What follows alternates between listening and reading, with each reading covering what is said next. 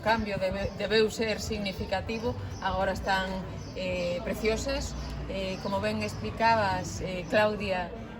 supuxo non só a renovación dos servicios, que tamén sempre é fundamental, de abastecemento, saneamento, creo que tamén soterrarse, a iluminación pública, as redes de gas, senón tamén a humanización e a pavimentación e a peatonalización desta rúa, que non hai máis que ver como os veciños agora poden disfrutar dela realmente, ten vida.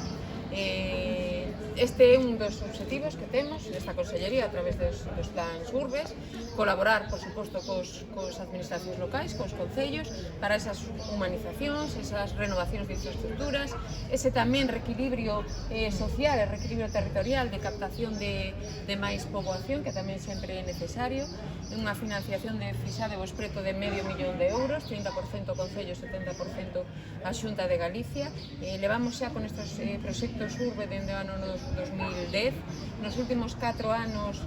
foron preto de 90 as actuacións que fixemos con os concellos, un investimento moi potente, preto dos €20.000.000, que dá mostra da necesidade de seguir axudando as